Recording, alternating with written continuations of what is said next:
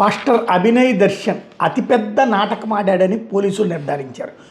స్వయంగా జిల్లా ఎస్పీనే విచారించారు. ఎందుకంటే చింతపల్లి దగ్గర తన కారు నాపి కారు మీద దాడి చేశారంటూ అతను చేసినటువంటి హడావిడి తర్వాత ఒక వసంత్ అనేటటువంటి ప్రత్యక్ష సాక్షి వాంగ్మూలంతో పాటుగా 60 మంది ఇతని అనుచరుల్ని అరెస్ట్ చేయాల్సి వచ్చింది. ఇప్పుడు పక్కా డ్రామా ఆడాడు.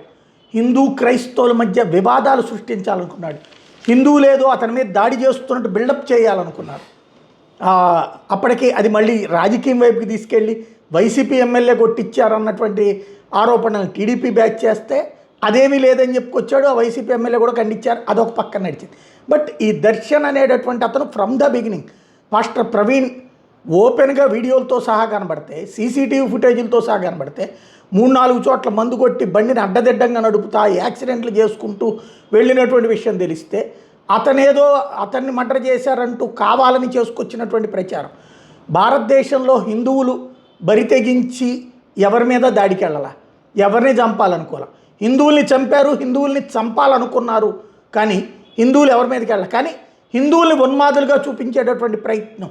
ఒకప్పుడు చిదంబరం లాంటి వాళ్ళు భారతీయుల్ని హిందువుల్ని ఎట్లయితే ఉన్మాదులుగా చూపించే ప్రయత్నం, ఉగ్రవాదులుగా చూపించే ప్రయత్నం చేశారో ఆంధ్రప్రదేశ్ వేదికగా ఇది ఒక పెద్ద కుట్ర జరుగుతుంది. ప్రత్యేకించి అక్కడ మిస్ అయింది మొన్న జరిగినటువంటి సందర్భంలో పగడాల. ఇప్పుడు ఆ పగడాల ప్రవీణ్ శిష్యుడని చెప్పుకుంటున్నటువంటి ఇతను వచ్చేటప్పటికి, పాస్టర్ అభిమన్యు దర్శన్ వచ్చేటప్పటికి ఏదో పార్టీ అంటాడు. నువ్వు రాజకీయ పార్టీ అయినప్పుడు పాస్టర్గా ఉండకూడదు కదా.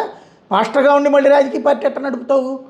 ఏదన్నా మతం వైపునే ఉండు, రాజకీయం వైపునే ఉండు అంటే అక్కడే కనబడుతోంది. ప్రచార యావ కనబడుతోంది.